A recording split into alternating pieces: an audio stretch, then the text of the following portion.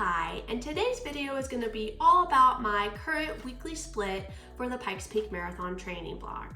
My marathon training block is split into phases with a specific focus. I started with base building, which established consistency.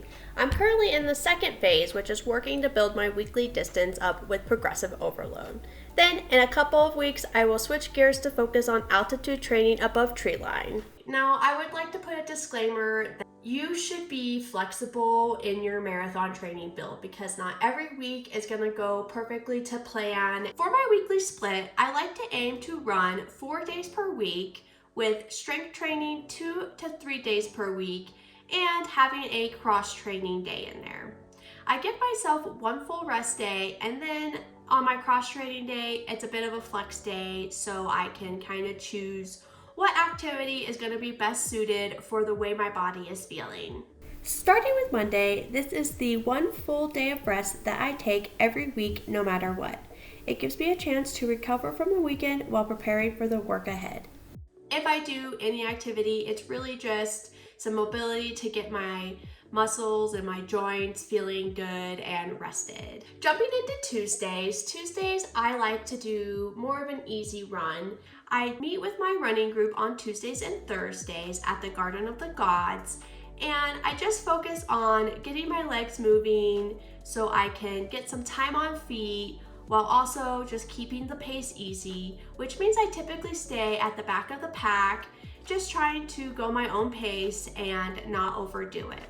Wednesday is when the real work happens. That's my speed session day. Some weeks it's hill sprints, other times I'm on the track pushing threshold reps. It's all about building power and leg turnover, which is key for those brutal uphill sections on bar trail. Since I am focusing on a lot of uphill, I haven't been doing as many track sessions for this training block, but once in a while I like to sprinkle it in just to feel my legs moving faster than I would if I'm running uphill all the time. In the effort of keeping my hard days hard, I schedule my leg day to double with my speed day. I do reserve the option for myself to move the workout if my speed session was harder than I anticipated, but I like to really make the legs work on Wednesday so they have ample amount of time to recover before Saturday. Then Thursday is my second day with the running group, so I also look at this day as an easy day, especially since I just had 2 days of work with easy miles and then hard miles, so my legs feel pretty tired Thursdays, so I stay at the back of the pack, try to just keep it easy and keep my legs moving.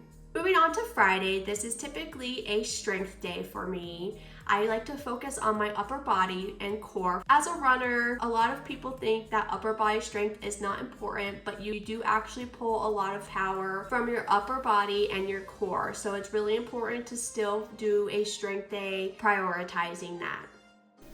Saturdays are my long days. Since I'm in phase 2 of training, I've really been working on increasing my distance. Every week I have gone a little further than the week before. The goal is to get comfortable with being uncomfortable on technical terrain. Right now, my longest run was 14 miles, but before I transition to focusing on altitude, I'll be aiming to hit around 22 miles for my long run on bar trail.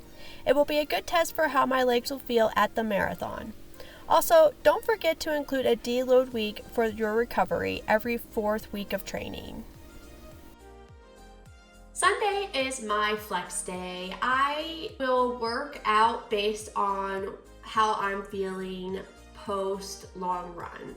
So sometimes this looks like a nice little shakeout run, a hike, a bike ride, or even a leg day. Or sometimes it's just pure rest. That's the split. It's not about being perfect. It's about being consistent, smart, and tuned in to how your body responds. Pikes Peak isn't just a race, it's a challenge, and this is how I'm getting ready to face it. Not every mile is gonna feel good and comfortable and strong, but every mile you do is building to the bigger picture. That's a wrap on my marathon training split. Hopefully this gave you a solid look at how I'm structuring my weeks and staying race ready. If you got questions or want to share your own split, drop a comment below. If you enjoyed this video, give it a like, subscribe for more, and hit the bell so you don't miss what's next. Thank you for watching, and keep running strong.